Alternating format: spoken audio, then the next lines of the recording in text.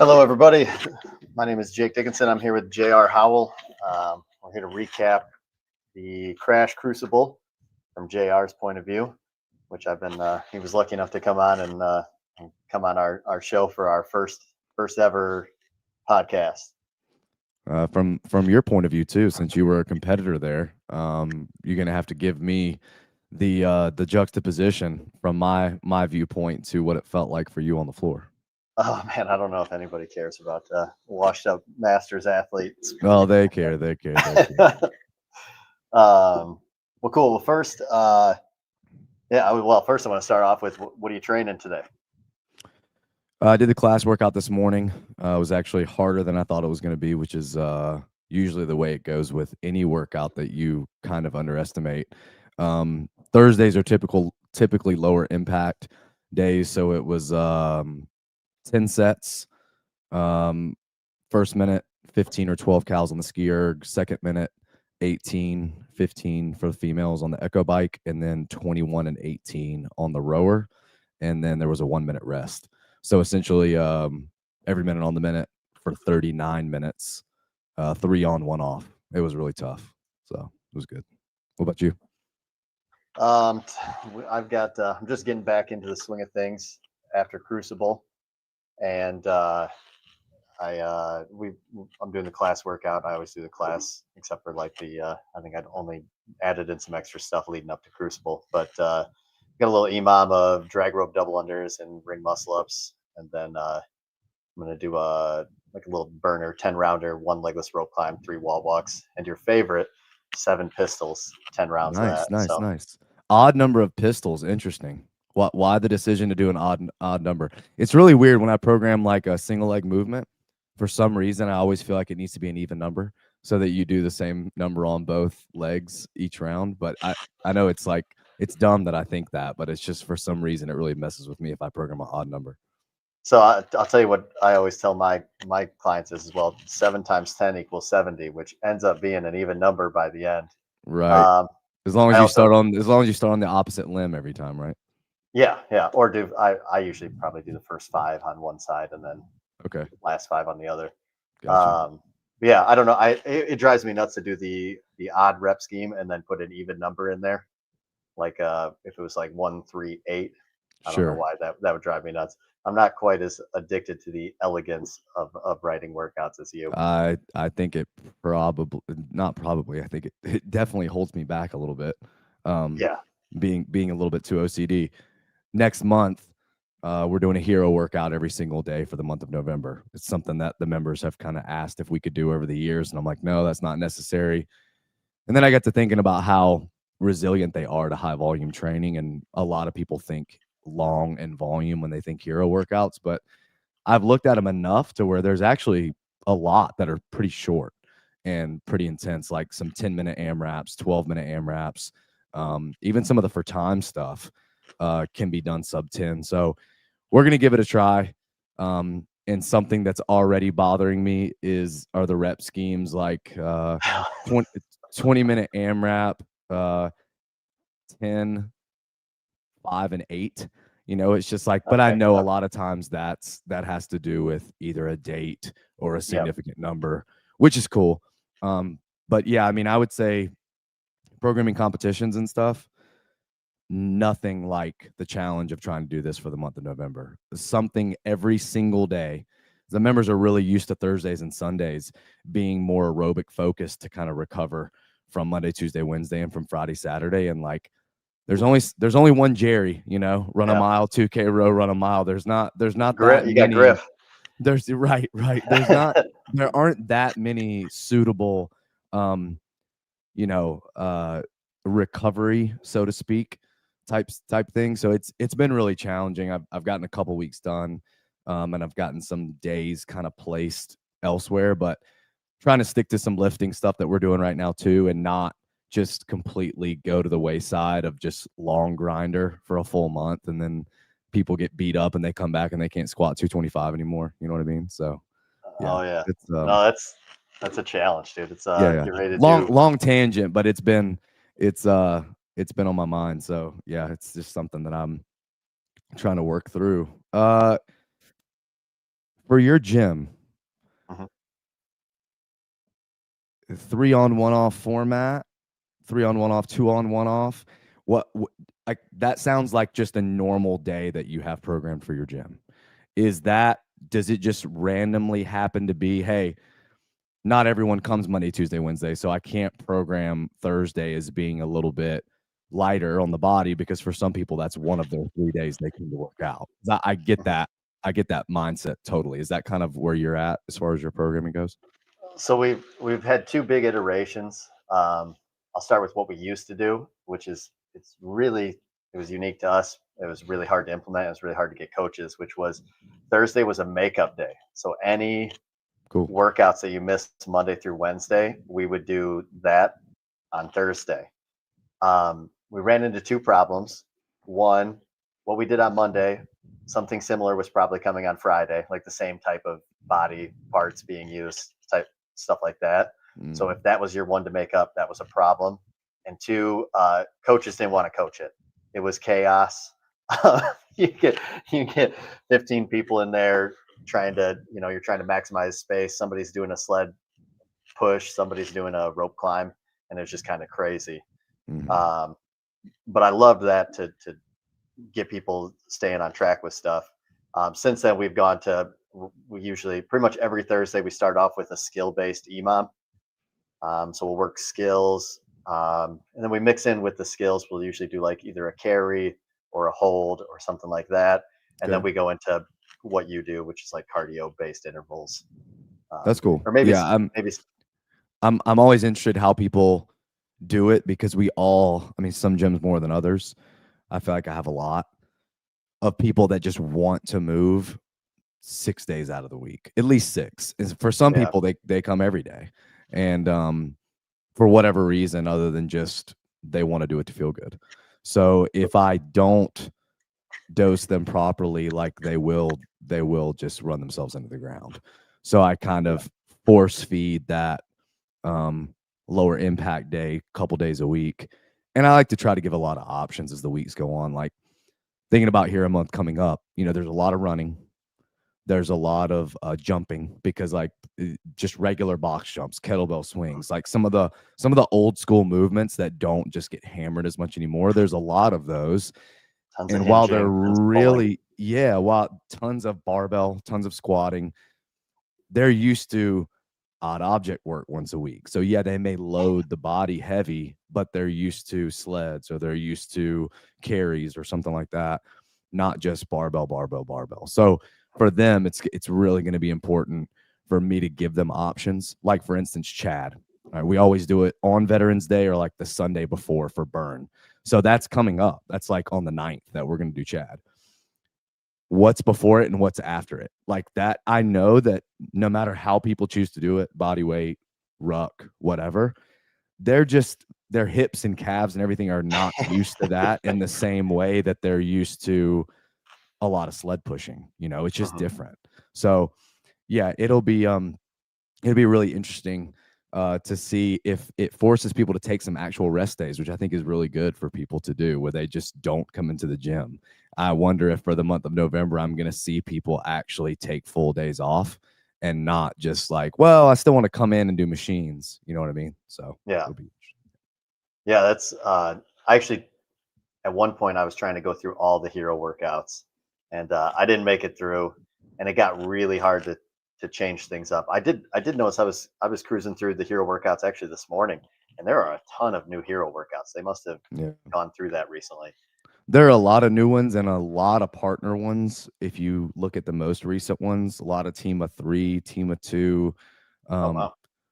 But yeah, the early days and the ones that have come out more recently are very different. Very different. Well, a lot of times we'll do some of those earlier days ones that are brutal. We'll do a partner style, just because it's like, program like 180 pull-ups, and you're like, we still got to do like the rest of the week. Like Wednesday and Saturday are always partner workouts at Crash, so they'll still be like, I'll program a hero workout, and depending on, like, Jorge is an easy one to remember, because like 30, 24, 18, 12, 6 GHD, so that's 90, and Squat then cleans, right?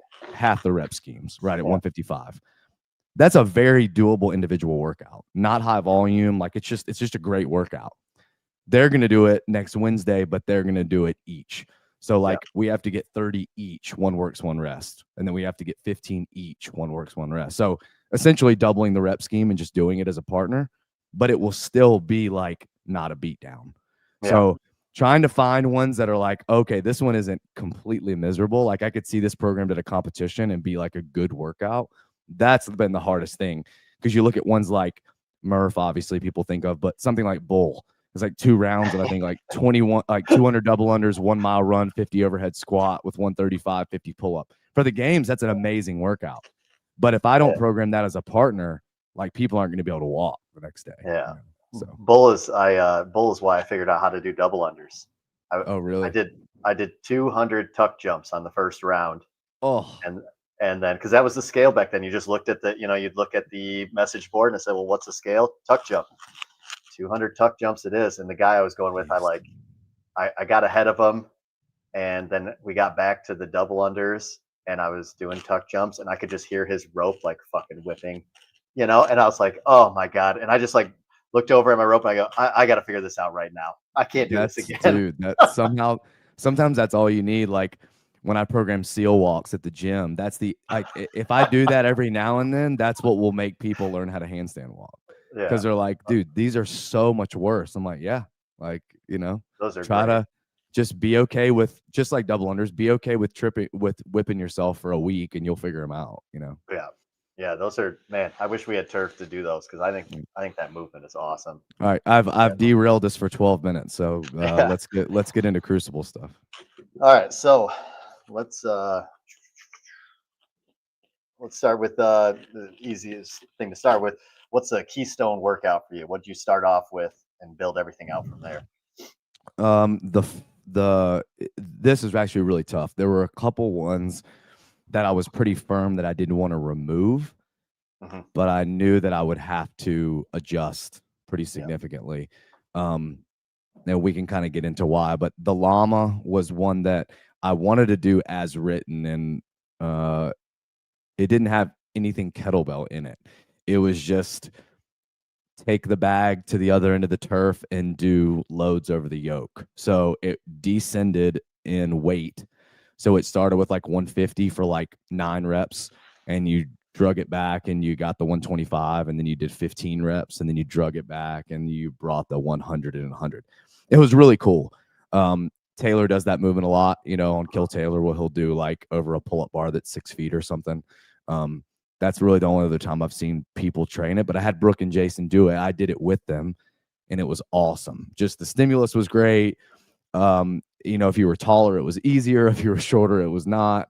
Like, it was just cool. And I also really wanted to use the flip sled, and I really wanted to do that either squat clean or front squat ladder. And I was like, you know what? I just don't think we need to be cleaning something else. Like, it's like, yeah, they're different movements, but like, it's still a clean to the shoulder. And it's like, you know what? I have these heavy kettlebells, and let's put them to use. And that's probably my favorite workout from the weekend, just because of how different it was and how a lot of people probably couldn't train it the way that it was going to feel. And then other than that, I really, really wanted to stay true to the P-bar workout. That was a workout that was ring muscle up, bar muscle up, and P-bar traverse. But the way my gym's set up, I couldn't do bar muscle up and ring muscle up in the same workout. So trying to get that similar, midline engagement on a violent sit-up movement. I mean, the GHD made sense, but I knew I wanted to keep the P-bars in, because there's something that not a lot of people train, especially in like a Metcon setting. Like if they do it, it's like, do 7 dips, do a P-bar traverse, do 7 dips, and it's just like an accessory type thing. So those two, I would say, are probably the ones that I was really firm on, and the rest of them I was kind of willing to remove or leave, just based on the whole weekend's movements. But in the end, I was pretty happy with the athletes and what they said each day. Like, they said the way that I tried to program it, like Friday was a lot of midline, Saturday was a lot of legs. Sunday was a lot of pull push. Like that's what I kind of wanted to feel throughout the weekend, and it seemed like that's what happened. So Cool. Well, I was a big fan of both those workouts for performance wise. I know that was those are probably two of my better workouts.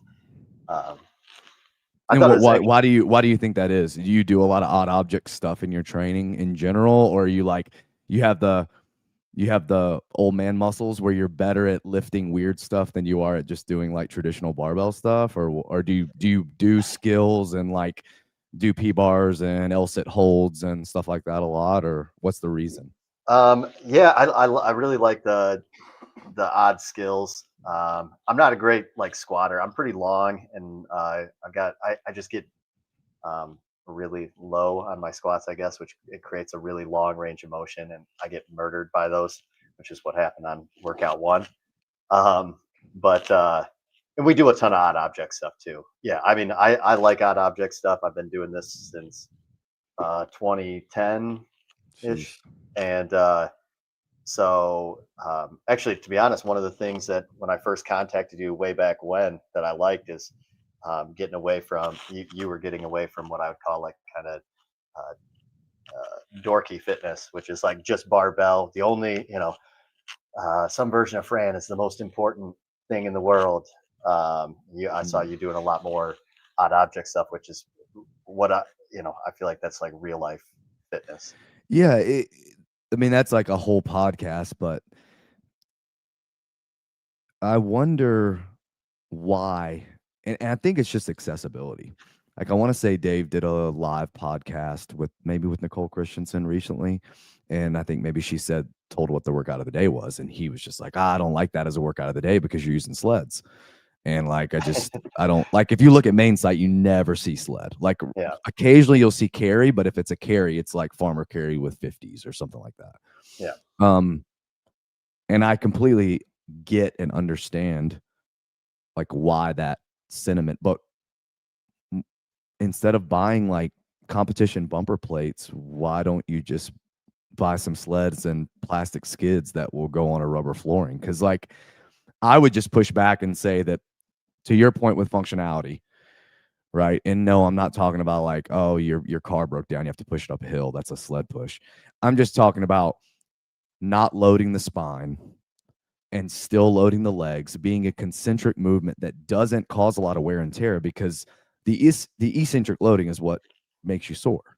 So when you're doing something like a sled pull or a sled push, or it hurts really bad when you're doing it, but the next day you never feel like you did 100 back squats at 225 ever.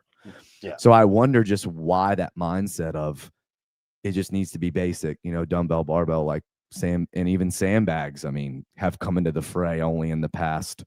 It was probably Dave in 2017 doing the dumbbell year when the finale had the sandbag cleans. And then everyone was like, oh, we don't have to buy D-balls. We can just do sandbags. And then sandbags kind of came, dumbbells and sandbag, because he was like, everyone's doing too much barbell. But I just still wonder from a programming standpoint why more people don't do strongman stuff versus, traditional weightlifting, like what you're talking about. Yeah. Well, I think that, I don't know. The barbell is a little bit simpler, and it has more utility. I would say probably has more utility. You can do a million exercises with it, right? It depends on the movement what's simpler, but I would say that even getting someone to do a pretty decent power clean is a lot harder than getting them to do 3 different sled movements. Yeah. No. Yeah. Than a sled. Yeah. I was thinking like a sandbag versus barbell. Okay. Yeah. There's just that. I guess from Dave's perspective, he was probably thinking like CrossFit was built off of like super like simplicity. Sure. And barbell will do a million things. And then you throw in a pair of 50-pound dumbbells and a pair of 35-pound dumbbells, and what can't we do? I guess. Right. And what I really love about the two guys who have programmed the CrossFit Games is how different they are. Because if you get Boz on a podcast and be like, hey, if there's one piece of equipment, like he was on a show where he was like, oh, I love a sled push. Like it was a year before he did the alpaca. And he was like, yeah, I just used to take this empty sled and push it around in this gravel parking lot until I just didn't want to push it anymore. Like, it's like you get some frustration out, you get a little bit angry because you can't move it, you figure it out. Like, what a cool uh difference in mindset between the two of them from a programming standpoint. And you see that in the games that they program. Like everyone thought the sandbag ladder was just going to be a flop, and it ended up being, I would argue, one of the most iconic CrossFit Games workouts ever, Oh yeah. events ever. And it was real. I mean, that's bred from strongman competition. Like that's not anything other than the influence of that sport, which I think Yeah. is really cool. Kind of how it's come more so. You know, you'd see the yoke every now and then. You'd see a soft stone or a D ball that we call it, you know, or you'd see, you know, but now, like you look at Rogue this weekend, I mean, the strongman influence on that competition is, and I love it. I mean, everyone knows that I'm not impartial to odd object stuff, but yeah, I just think that a nice balanced barbell, it becomes very technique based and not just brute strength based. I Hmm. think you need both of them, and I think the Olympic lifts are super important to teach, learn, and also have in competition. I just think a lot of times they still get overused. So Yeah. Yeah. Especially in like pure strength events. Like that was the cool thing about the kettlebells and the sled was that was testing strength, right? The strongest people won, right? I think so, and there are a few things from the weekend from a programming standpoint that really made me like smile and like, yes, you don't suck. One of them was how that 10-minute cap allowed almost everyone to finish in the individual field, which was Hmm. great. Like I knew some masters would probably get capped on it. Um, but how people were like, you know, Jason did it and he was like 5:20, I think. And like Quinn beat his time, which was really cool. But also how many guys were like 5 to 7 was great. Like Yeah. I kind of wanted something in that time domain because I knew for a lot of people the finale would just stop them in their tracks because of the strict deficit. Um, but you know, Colton doing that in sub 3 and then doing the other one in like 6 to 7, I'm like, that was perfect. Because Yeah. there's a lot in the 10+ minute time domain, and I still wanted to make sure that I had some like power output based stuff. Um, but yeah, dude, I changed the plates on that workout a bunch of times. I changed the rep scheme on that workout a bunch of times.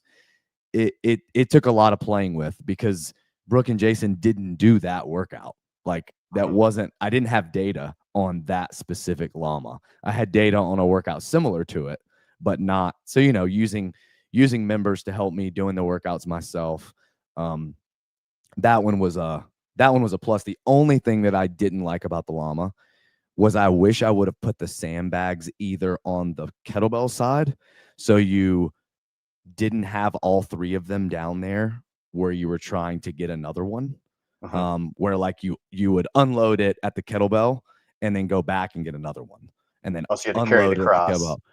Well, no, the gear team would just have to reset the lane every time. So you would go Okay, get I get what the you're saying. sandbag. So Yeah. you would start at the kettlebell side with the sled, go get a sandbag, bring it back, and then go Hmm. get another one, bring it back. And then you wouldn't have you wouldn't have everyone tripping all over their sandbags on one end the whole time. Hmm. Also, I think putting them in a straight line from the chest piece would have been better. So you had some real estate on either side of the sandbags to kind of move around in your lane. Me putting them in a horizontal line, it kind of made it to where me and you could run into each other pretty easily. So just small logistic things like that kind of Yeah. was like, I probably should have done a better job at this. But yeah, all in all, that one, I was happy with that one. Yeah. My my favorite actually, and I think I already texted this, but the Saturday morning workout, and this is not because I did good at it, but the interval based workout I thought was awesome. It just showed so much. People who did well just showed incredible work capacity, and it was a nice blend. You saw different people take the lead at different times. People look like superhuman for the first 2 rounds. Just for on the third round, something be like, whoa, something's Yep. wrong. You know, like Yeah, I think it was great. I don't know how much of the individual competition you watch, but like Rachel Noel and Sam Demeester were Hmm. just crushing through 2 intervals. And like Sam was staying pretty close to Colton. And I was like, wow, he's really fit and he might at least give Colton a little bit of a push. And then he just hit a wall on the third round. Yeah. And Rachel Noel was like, she's really tall. She made the clears look so easy. But then on the third round of burpees, she kind of stood up tall and did that little wobble where you kind of like, and I was like, oh no, it's happening. So that was cool. And to be honest with you, other than the rain for Sunday morning, the only workout that stressed me out the whole weekend was the intervals because it's 2 machines. And I was trying to pull off the concept to live stream so where you could see the bike paces. And then during either your heat or someone else's, we got the update. And I was just, Wilson came specifically to help me set that whole thing up. And I told him, I said, we can't risk it. Like, we just can't do it. And that was frustrating because I'm all about trying to do some things that maybe haven't been done before and give the live stream kind of some things that most people don't get at local competitions, which is essentially what Crucible is. The overhead squat, programming that as light as I did really kind of concerned me. I was like, you know what? I'm not putting the judges in a great position, and I know that. But I think because of the 30 burpees preceding it, you're so tired by the time you get there.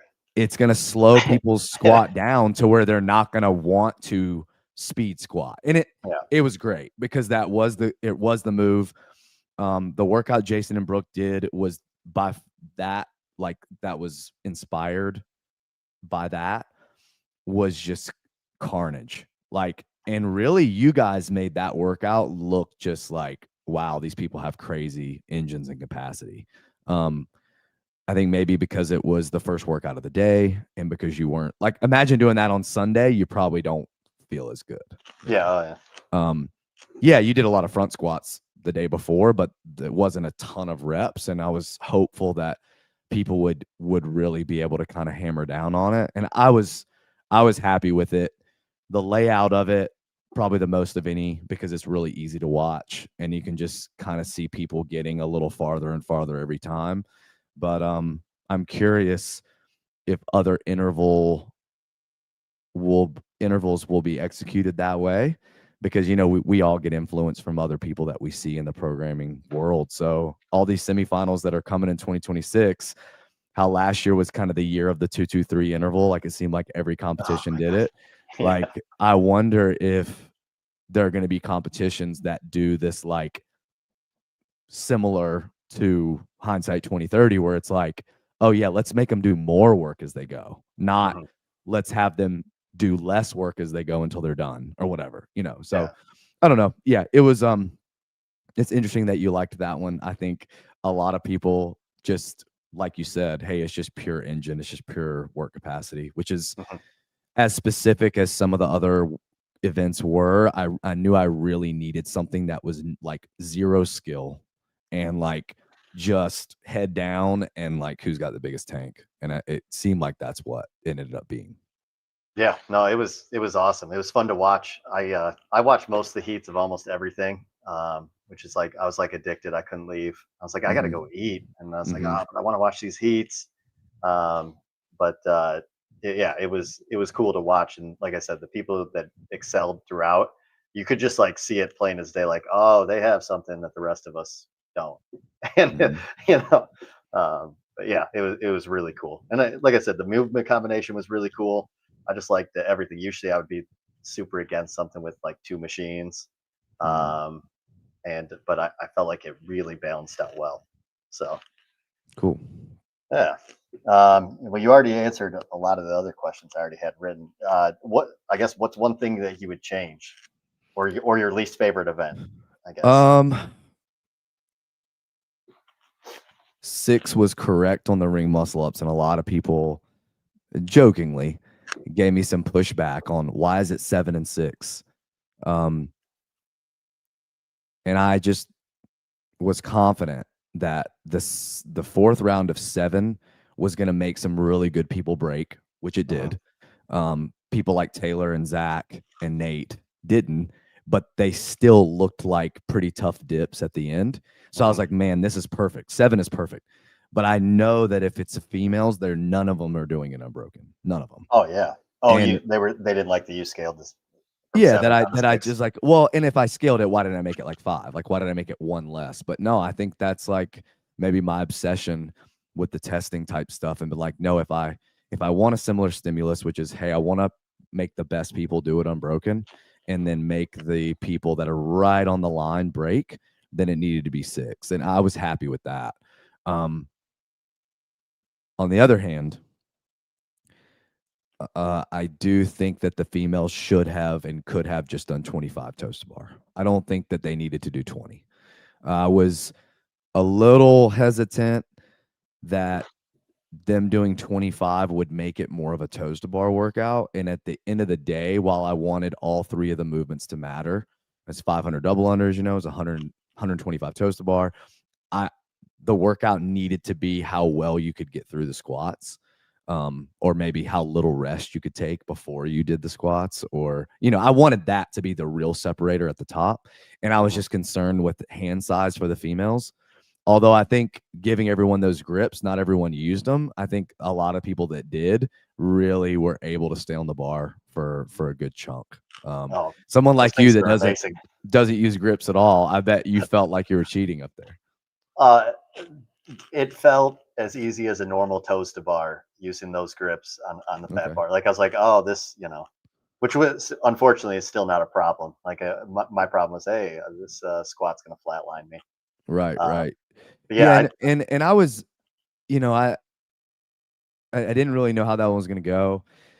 I think looking back on it, I could have easily had the gear team load for you guys. I think I got a little bit stuck on this idea of it being like an open workout where you're not moving your bar and you have your own plates and you can strategize when you load it and when you don't. But because there wasn't really any progression on the floor, I think having flip card books out there that said like either the weight or like R1, R2, R3, R4, R5, and just having those same people load a plate to each side would have probably been a better move from a spectator standpoint. But that's really the only layout that I could have used for that workout. Anything else I would have changed? I really liked how Purgatory went down. I was struggling if I should do like 6-5-4. You could still pick your own order. So then does that mean the women do 5-4-3? And I was like, 3 of any one thing doesn't seem like it's hard enough. So I'm glad I just had it 5-4 of everything, and you saw some different strategies where people did really well that did the cut rope first, or people did really well that did the pegboard first. On the finale, I don't think I would change anything other than making the flip sled a little heavier. Okay. I would have liked that. Some people struggled a little bit, but like I think max loaded is 620, which is 245s on all of them. And I think I still could have done that and the guys would have been fine. So yeah, I think maybe a little heavier there. I'm trying to think of all the workouts off the top of my head. There isn't really the only thing that I didn't really like about the whole competition was that although I did an overhead strength-based movement that was gymnastics, I didn't go loaded overhead heavy at all, ever. That's probably the only thing from a programming standpoint that I think the competition was missing. Do I think anyone that did really well has a huge hole for overhead strength they didn't get exposed on? No. But I mean, the heaviest thing we did overhead was a 95-pound snatch. So there was 24 deficit strict handstand push-ups. That's just a little different. It's a little different than a clean and jerk. It's a little different than, you know, a heavy overhead squat. It's a little different than a heavy snatch, even like a dumbbell snatch. So I think that's probably the only thing from a programming standpoint that I look back and I was like, well, it's 6 events. You can't do everything. You're always going to leave something out. But I like to try. I mean, I like to try to include everything in 6. So that was the one thing from this year. I would say if I could go back and maybe tweak something, you know, maybe do thrusters in place of the overhead squat, and then maybe do squat snatch or heavy overhead squat for event 1, to where you still had a light barbell overhead, but then you also had a heavier barbell overhead. I think it probably would have maybe would have balanced everything a little bit more. Not having handstand walk was really tough for me to do. I mean, I've never programmed a competition without it, but I was really glad that I did, because the strict deficit handstand push-up and the P-bar, I mean, the P-bar was essentially a handstand walk. So that was that was good. I'm glad I made that decision. Not so glad I made the nothing heavy overhead decision. So next year, I guess.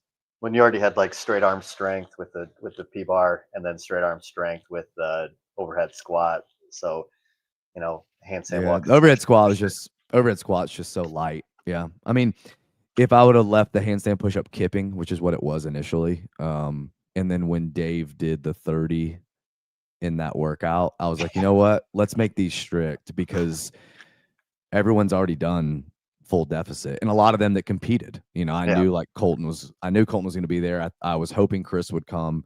I was hoping like Olivia would come again.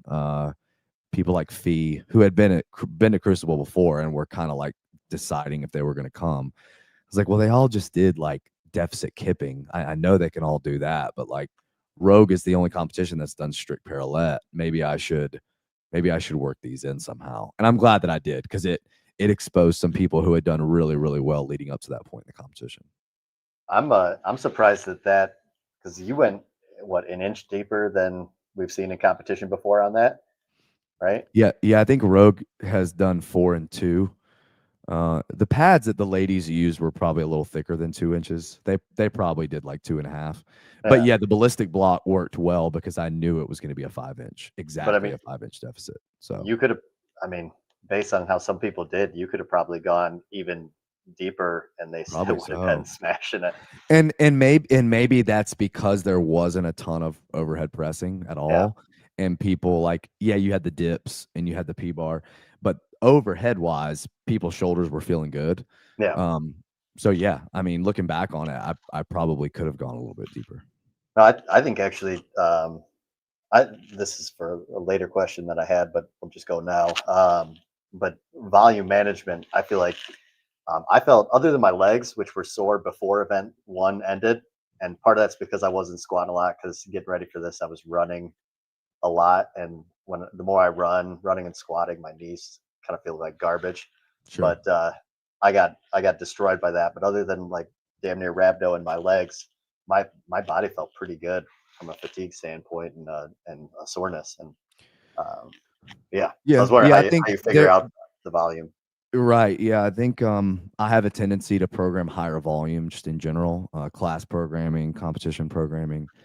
I tend to be on that side of it more so than just like super high power output, low volume, heavy. Like I don't tend to program that way as much. I knew that because of event 1 and event 3 that I needed to be conscious of having 2 workouts at least that were like the opposite. So the finale, which is only 24 and 12, so 36 reps total. And then event 2, for me, 84 GHD sit-ups is like a very insignificant amount. Nothing. but for that workout, it was perfect. There didn't need to be more. Yeah. Like it was a really good 2 for me to be like, God, does this need to be 5 rounds, or does it need to be 28 GHDs? And like, you know, where I landed on it was good, because to your point, it was right after 125 toes to bar. So I knew I was doing that on purpose, but also I didn't need to make it high volume with what they were going to do the next day. I mean, you probably felt the midline work on all those burpees. I mean, probably like the next morning. Maybe it didn't set in until you start doing the deadlifts, but I didn't do all 125 toes to bar. So I got a little bit of a break. And to be honest, I getting ready for this, it was very often I would do like 100 toes to bar, 100 GHDs back-to-back days, because I know you love that. Yeah, no, that's good. That's doing your Apollo homework. You know what I mean? Yeah. What was one of the sorry for interrupting you. No, you're good. You would text me like what you thought was coming, and I just smiled a few times, because I'm like, yeah, you know, he's he's doing his homework, but also too, Oh, man. I don't want to be that predictable. I was so wrong. What in the programming were you the most surprised that wasn't there? Were you most surprised there was no handstand walk, or was there Most pissed for sure. yeah, I worked a lot of handstand walk because I was like, damn, he really likes this stuff, and I was going to come out there like a couple of years ago, and so I got an obstacle and I practiced it, and it's basically sat dormant then after I wasn't coming because I just haven't worked it, and I was like, oh, I need to brush up on this, and yeah, I got to a point where I was pretty good at it, which to be honest, like for me, that's the coolest part about signing up for a competition is being scared and training hard yep, and sharpening some skills. So I don't really care. But I would say I was surprised there's no lunging. yeah, Um, yeah. like that was you really like the lunges or box step I ups. almost always have lunging, and I Yeah. mean, for Syndicate last year, that was something early on that I was like, we're going to lunge because I don't care for pistols in live competition. I You just don't care think that, at all. well, yeah, but like if I can lunge or do a step up and load that single leg or do a sled variation, Hmm. uh, I don't see as much utility in pistols because of Yeah. that. Because people are limited more by ankle flexibility versus their like glute strength or whatever. Um, One day we're gonna have this argument w- about pistols because I feel very strongly about pistols. yeah, you're way more old school than I am, though. That's probably why you're so good about programming them. Well, I have great ankle flexibility too, so there's You probably a do. lot of Yeah, you personal do. So bias. that's probably, well, and probably my lack thereof because I mean, it's just I think about this all the time. It's completely insane. The year I made the games was the year we had to do 150 in that online qualifier, and my knees hurt like they've never hurt. Like they hurt so bad. Just Yeah. trying to warm up to do them during it, after is just like, hey, if I get through this, I made an agreement with my knees that you'll just scale pistol. So whenever I program for the gym, um, I'm like, yeah, I'm cool. I'll just do step ups. Yeah. Uh, Lunging, one, is a really good storyteller for sure. It's exciting. You know, everyone kind of is used to seeing lunge finish finales. Because yeah, horizontal displacement of any kind is really easy to watch, whether it's a pig flip, a lunge, a handstand walk, a carry. It's just something really aesthetic about it. It's nice. Um, but I knew with that sled variation that I chose, I was essentially getting that same activation. So I Yeah. knew that isolating the hamstring and glute with the kettlebell deadlift and that, I was like, we don't need to lunge. Like, Hmm. but you're right. I mean, I was like, lunging is always on the table. I think for me, it's more of a, we don't have to squat 3 or 4 times. We can use our legs in other ways. Yeah. So I'm with you on that. sled work and or lunging usually for me is like, if I have that option, I will use it because it's different and it's not just another squat. You know, a lot of times Hmm. people just say that their quads just get destroyed, but they never really say that their hamstrings or their butts are really, they don't really feel anything. And Yeah. I think that was the feedback I got a lot, was that like the interval workout was all quads and then the turf workout was all posterior. So it was like, it was legs, but a lot of people felt it differently. And I think that a heavy sled is just such a weird sensation. You just can't really compare it to other leg dominant movements. I wish there was a way at the semifinal level to be able to do more sled type stuff. It's really fun to watch too, because you could just see it moving across and like, oh, this Yeah. person's catching this person. Like, it's just, I don't know. There's something about just watching something getting moved that's really easy to know who's winning. And I think a lot of times the hardest thing is to be like, who's going to win, you know? Yeah. Well, that goes into, we've had this chat before, but um, I think that like our competitions should look a lot like strongman meets ninja warrior meets American gladiators. Like people don't know the difference. Like people don't know the difference between 700 pounds and 500 pounds. Some shit they can't pick up. when you go, it's a car, they're like, holy fuck, that's really heavy. Like, Yeah, you're right. No, I get that. Yeah, you're and like, that's and I think that's like Tyler Watkins and Taylor and Bryson make a really good point when they're like, this is the CrossFit Games. Like, we need to look out there and be like, oh my gosh, I cannot go into my gym and do that. Like, you can only do that at the games. And that's for an inspirational standpoint, like you're talking about, someone flipping through the channels. If they see a harness and some huge person pulling a car, which is like Strongest Man on Saturday mornings, what I would see, I would stop and watch it because it looks ridiculous. just so But entertaining. But if someone's doing like heavy front squats, you're just like, oh yeah, they're squatting, and you just kind of move on. Like, it's not, it doesn't look crazy, so you're less likely. I think that's where Rogue has kind of tapped into it. Obviously, they have the finances for it, but the strongmen are loading cannonballs into a cannon this weekend. Yeah, that's awesome. Like, that's cool. That's exactly what we're talking about. Yeah. But they're, could they just be loading a stone onto a pedestal? Yes. But there's something visual and rugged and entertaining, which is, at the end of the day, we all just want to be entertained by it. So I think sometimes the unrelatable part of it is what pulls you in. It's not I could do that. I just would have to take off 5 or 6 plates on each side of the barbell. It's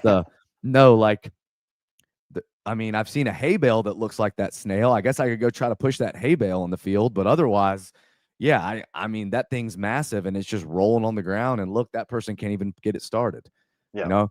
Last night on my feed, the Invitational came up, and it was the year they did the tire flip, where there's like a guy and a girl flipping the tire together as a team.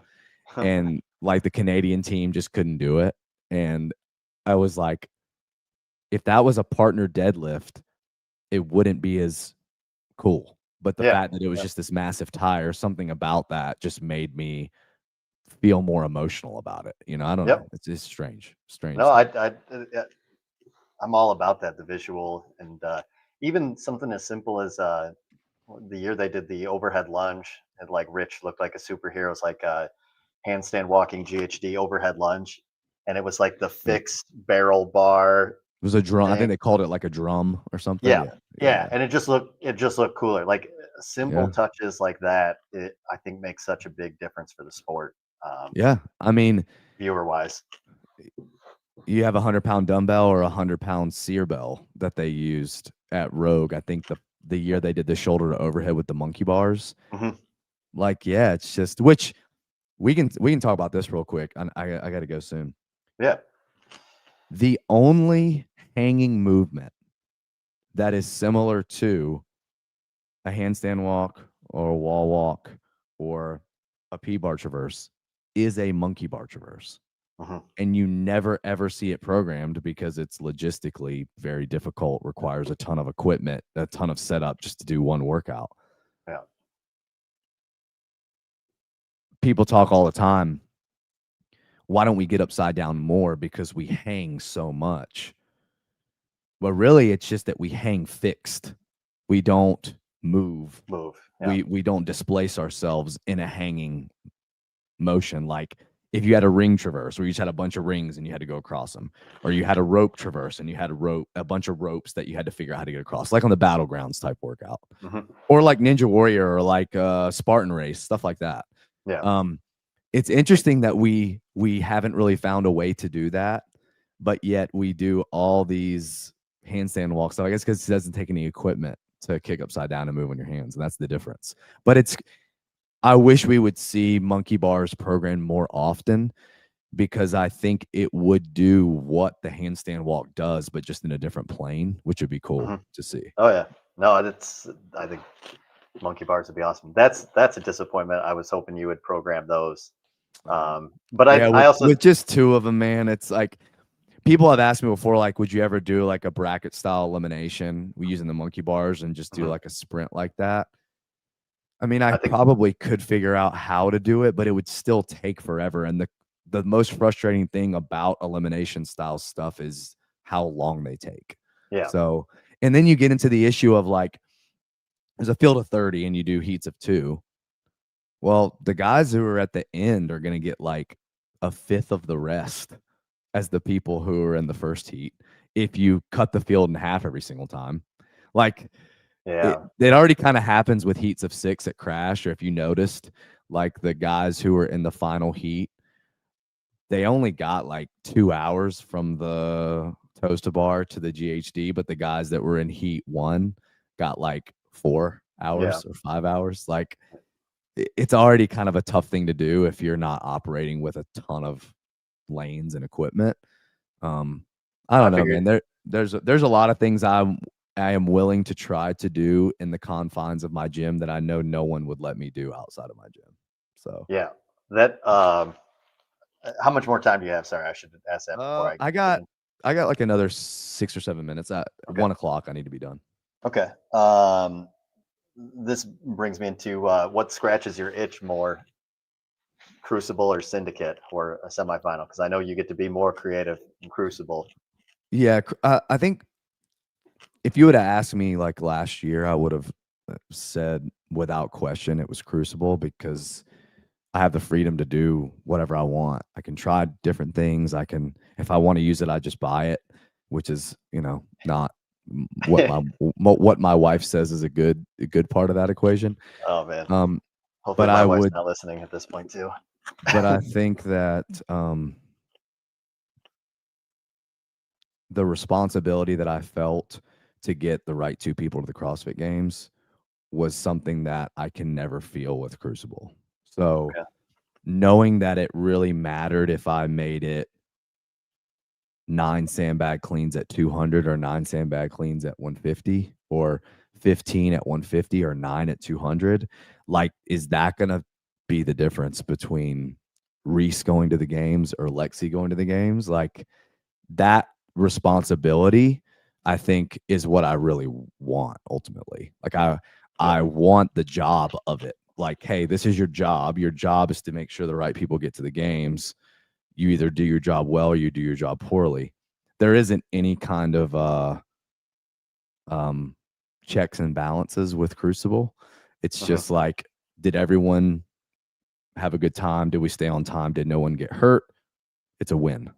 Like, yeah, I can scratch my creative itch though, doing Crucible in a way that I can't for Syndicate, but there's something about Syndicate that I can never feel doing Yeah. Crucible. The gravity of it or whatever. Yeah, because like in some ways, 10 grand in a game spot, like it's still like a game spot's kind of priceless to some people. Like Yeah. to a lot of people, it's priceless. Yeah, it might mean that you make tens of thousands of dollars down the road for someone, but also just it being like a lifelong goal. It's a little Mhm. different than just writing a check, you know. Oh yeah, yeah. Many people spend well more than 10 grand just to get that game spot, Yeah, right? for You sure. know, um, that. So then, would you ever last night? I don't know when it was. Boz was on a podcast, the Sport of Mm. Fitness podcast. He talked about other events becoming semifinals, and he mentioned Crucible, and that actually made me think if you would even want Crucible to be a semifinal, or if it would kind of make you, because then you have to start tightening down your creativity a little bit, probably, right? I don't know. I think Boz and Dave appreciate people that do things well. Hmm. Uh, from a programming standpoint, it's like I tell people all the time, like programming is a lot like art. It's a lot like painting. It's a lot like sculpting. I like what I like, you like what you like, but we can look at things and still appreciate them as being art. Yeah. So, you know, you may just really like warm colors and I don't, but that doesn't mean that your painting's ugly. It just means that I don't like the colors that you used. So, Yeah. it's I think while they might look at my programming and just say, it's a little too much, or it's a little too long, or whatever, I don't think that they would look at it and say that it's not done well. Oh no, I Where guess there I'm wasn't a interested. lot of thought into it. To answer your question, though, I think it would be more likely that like Crescendo could be a team qualifier Okay. Yeah. because of where it falls in the season. Like Okay. I would have to uproot Crucible from October if I wanted it to qualify game spots because I don't think the Open kind of has to start everything. Yeah. And No, I get so that. it would kind of mean that crescendo is teams and individuals, which I guess is possible that I could do. I wouldn't really like to cut the community divisions out of crescendo. That's kind of why I do crescendo every year, is because for a lot of the members, it's the only competition they do all year long. They only compete in their home gym once a year because they have a good time. And it being a qualifier to the games would mean that those divisions would have to get scrapped, and it would just be like elite teams and individuals. I mean, if they, if they asked me though, it would be really hard for me to say no. Yeah. As far as Crucible goes, I think it's just kind of this like maybe want to be rogue before rogue, and that's okay. Like I'm happy to be that. To just be maybe some kind of funky programming competition is, like I said, as long as people say that it's ran well and the athletes are taken care of and the stream is good, I don't care. I don't. The rest of it is like it's not for me. So yeah. No, I think you've got a great I don't know, flavor. It's very, you get very creative, but it's still very organized, which sometimes we don't see with more creative stuff. right, I'm excited to see how these other competitions go about awarding game spots to masters, because like Magic City is masters only, Legends is masters and individual, which would be really interesting. I mean, coming from someone that thinks that 35 plus are very capable of doing the same workouts and excelling. I mean, Caroline would have finished second in the female field, which is just shows you the point that, hey, at Legends, what if they just said, hey guys, if you're 35 to 44, guess what? You're going to be doing the same workouts that the individuals are doing. Like, I think that would be a cool precedent and it wouldn't be a cop out of just like, oh, they didn't want to write new workouts. It was just like, hey, you guys do the same weights in the open. You do the same workouts in quarterfinals. You do the same workouts for online semifinals, like that kind of workout. Why do we need to just give you guys all new programming? I think it would be really cool if they did something where the individual workouts were really similar to the masters workouts. Yeah, I'm trying to think. I feel like for the guys, it actually doesn't always hold up as well as for the ladies. Like the ladies seem to have longevity that's crazy. Yeah, like I tried to get Ben and Scott to come out, and like Hudson and Mark Hutchinson both had to pull out at the last minute. Like, Easy came a couple years ago. There are masters competitors out there that are very capable of doing individual competitions. I mean, Kevin Schutz is a master, but he did individual this year. So, I mean, Pat is like 35, I think. Like, so he's still at the top of the sport as far as being competitive goes. So, to your point though, it did look like the workouts hurt the men more than it hurt the women and at Crucible for sure. Yeah, well, and that could be just Carolyn or Caroline. I mean, she made it look totally different. She's awesome. Yeah, she's really I remember watching her while warming up and being like, "Is that how everybody in the guys division is going to perform?" Because I'm feeling a little this is rough. She was just crushing it. So hats off to her. She's a very odd case study. Like, she's getting fitter with age. She's competing on teams that continue to do better and better at the games while she's getting older. She can do individual competitions and like do the games and stuff and like almost win, or she can go on teams and almost win. Like, she's crazy. Yeah, she's awesome. She and her team, I think, are going to come to Crescendo. Syndicate is a month away from that, so I think it's going to be used as a tune-up for a lot of those teams. And then, so for some of those teams, I'll be programming like 2 competitions within a month for them, which will be a cool challenge for me to not be redundant, with things that I'm asking them to do to competitions. Yeah, that's tough, because then you also are almost apt to shy away from other things too. It's tough, man, right? But it's fun. Like, it's what I love to do. So it's not like, I welcome the challenge of that. You love the challenge. That's the Yeah, reason for why for you're doing an sure. entire month of hero workouts. Yeah, just and it has nothing to do with me trying to survive them. Like it has to do with me doing them in a way that doesn't make people want to Creative. leave the gym. You know what I mean? So Yeah. Well, cool. Well, I'll let you go. I know you got to get out of here. yeah, it was fun. But yeah, thanks for coming on. I much appreciate it. No problem. Yeah. We'll I don't know, we'll have to do it sometime again. We'll come up. We'll argue about pistols. We'll do it. Love So. those discussions. Yeah. All right, man. Well, thanks for coming All on. right. Yep. See All ya. right. See ya.